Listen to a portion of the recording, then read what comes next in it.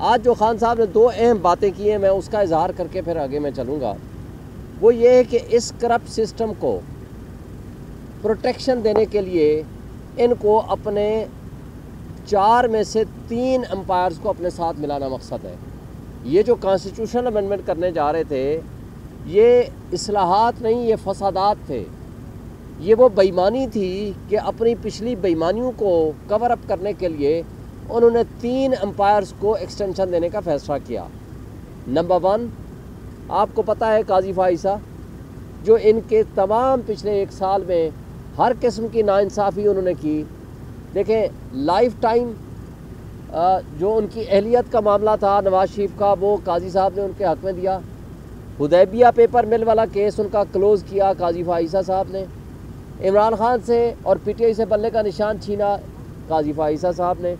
ہمیں level playing field کی جو کنٹمپٹ پٹیشن تھی اس میں ہمیں ریلیف نہیں دیا، وہ ہم نے احتجاجاً واپس لے لی، وہ قاضی فائزہ صاحب نے۔ اور ان کرپٹ ریٹرننگ آفیسر سے جو الیکشن کرانے کا رات کو بیٹھ کے فیصلہ کرایا وہ قاضی فائزہ صاحب۔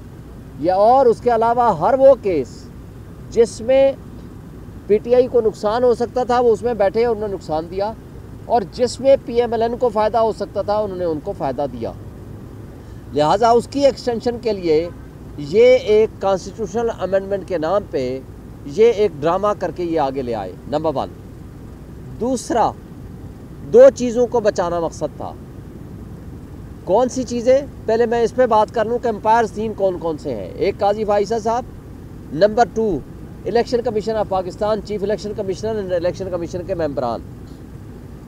اب جو آئین میں یہ 100 کارڈ ترمیم کر رہے تھے، اس کے ذریعے جب تک کوئی دوسرا نہیں آئے گا تب تک یہ بیٹھے رہیں گے، دوسرے کو اپوائنٹ نہ کریں، یہ بیٹھے رہیں، اور جب چاہیں ایک نیشنل اسمبلی کی ریزولوشن کے ذریعے ان کو آپ ایکسٹینشن دے دیں اگلے 4 سال 5 سال کے لیے۔ یعنی وہ جو تھا کہ consent of opposition leader and prime minister, وہ چیز ختم ہو گئی، جب چاہیں آپ ان کو ایکسٹینشن دے دیں۔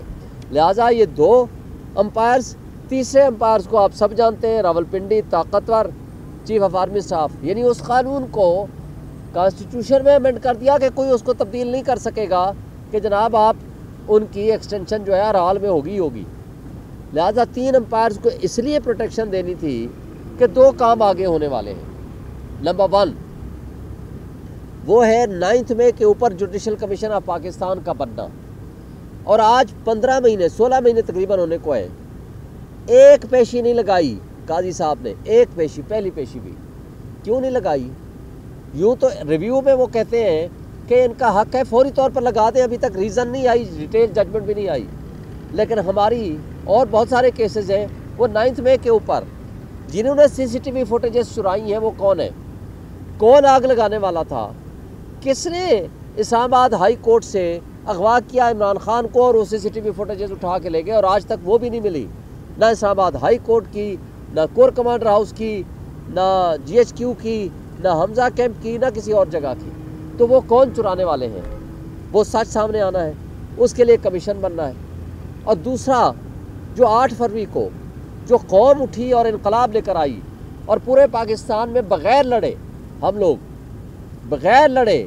ہم لوگوں نے 180 سے زائد سیٹیں جیتی ہیں۔ آپ سارے گواہ ہو، میرے بھائیوں کی طرح ہو آپ لوگ۔ میرا حلقہ یہ جہاں سارا آپ کا 100% آپ کے میڈیا ہاؤسز ہیں وہ میرا حلقہ ہے۔ آپ کے سارے سوشل میڈیا، ڈیجیٹل میڈیا اور آپ کے جو دوست بھائی صحافی ہیں سارے میرے حلقے میں موجود تھے، مجھے ملے بھی میکسیمم لوگ، انٹرنیشنل میڈیا بھی موجود تھا۔ آپ سب جانتے ہو کون جیتا ہے۔ 1,05,000 سے زائد ووٹ لے کے میں جیتا ہوں، جس نے آدھے سے کم ووٹ لیے ہیں، اور وہ بھی جعلی ووٹ ڈال کے 20-20 ہزار ان کو جعلی ووٹ ملے تھے ڈالنے کے لیے، لیکن اس کے باوجود وہ کس طرح ہارے اور آج کس انداز سے وہاں بیٹھ کے بھاشن دیتے ہیں اور کہتے ہیں کہ جی ہم آئین میں امینڈمنٹ کر رہے ہیں۔ لہٰذا 8 فروری اور 2024 اور 9 مئی 2023 کے سارے ڈرامے کو بند کرنے کے لیے اور اس پہ پردہ ڈالنے کے لیے ان امپائرز کا ایکسٹینشن ضروری ہے۔ اور وجہ کیا ہے؟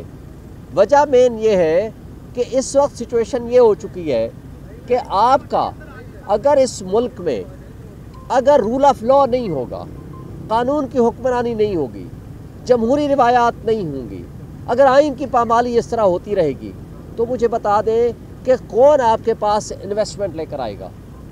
جب آپ کے پاس انویسٹمنٹ نہیں آئے گی، اب آمدنی کے ذرائع کیسے بڑھا سکو گے؟ جب آپ آمدنی کے ذرائع نہیں بڑھائیں گے، آپ کی انویسٹمنٹ آئے گی نہیں، اور جو اوورسیز بیٹھا ہوا ہے آپ کا، وہ آپ پہ ٹرسٹ نہیں کرتا، اور اس کے ساتھ ساتھ یہاں جو انویسٹر یا جو کیپٹل پیسہ لے کے بیٹھا ہوا ہے، وہ بھی آپ پہ یہاں انویسٹمنٹ کرنے کی بجائے پیسہ لے کے ملک سے باہر جا رہا ہے، جس کی مثال آج خان صاحب نے بھی دی ہے کہ پچھلے 6 مہینے میں 6000 آپ کی کمپنیز وہاں دبئی میں رجسٹرڈ ہوئی ہیں، باقی کئی شہروں میں کہاں ہوئی، کدھر ہوئی ہے، اس کی تفصیل سامنے نہیں آئی۔ تو پھر آپ کا ملک کیسے چلے گا؟ لہٰذا یہ کیا کرنے جا رہے ہیں؟ یہ جا رہے ہیں کہ جو حمود الرحمن کمیشن رپورٹ میں لکھا ہوا ہے کہ یحییٰ خان نے اپنے اقتدار کو طول دینے، اپنے ذاتی مفادات کے لیے اس نے جمہوریت پہ شب خون مارا، اس نے اپنے مفادات کے تحفظ کے لیے اس نے رول آف لا کو وائلیٹ کیا، اس نے آئین کی پامالی کی، اس نے جس کا حق تھا اس کو نہیں دیا، تو کیا انجام ہوا؟ اس کے نتیجے میں پاکستان 2 لخت ہوا۔ اور آج جو یہ کرنے جا رہے ہیں، یہ جو کٹ پتلی، جو ڈاکہ زنی کے ذریعے عوام کا مینڈیٹ چوری کر کے، کرپٹ پریکٹسز کے ذریعے الیکشن کمیشن کو ساتھ ملا کے جس طرح یہ قابض ہوئے ہیں، ان کی صورتحال یہ ہے کہ یہ آج وہی صورتحال پیدا کرنا چاہ رہے ہیں جو اس وقت تھی 1971 میں، جس سے خدا نخواستہ ہمارے ملک کو نقصان ہوگا۔ آج عمران خان کا حکم ہے کہ پوری قوم کو پیغام دے دیں، 21 سپٹمبر کا جلسہ لاہور میں ہوگا، پورے پاکستان سے لوگ نکلے وہاں پہنچے، ڈو اور ڈائی کا معاملہ ہے، اور اس وقت آپ نے کشتیاں جلا کے باہر نکلنا ہے۔ اور اس کے ساتھ ساتھ ایک پیغام ہے، تمام انٹلیکچوئلز، تمام وکلاء، تمام ججز، تمام ہمارے صحافی بھائی اور سول سوسائٹی کے لوگ سب نکلیں، حق سچ کی آواز اٹھائیں، اس لیے کہ آج اگر آس اور امید ہے صرف ایک ادارہ ہے، وہ ہے سپریم کورٹ آف پاکستان۔ اگر اس کے اوپر جو شب خون مارا جا رہا ہے، اگر اس کو بھی زیرو کر دیا گیا تو پھر آس اور امید ختم ہو جائے گی۔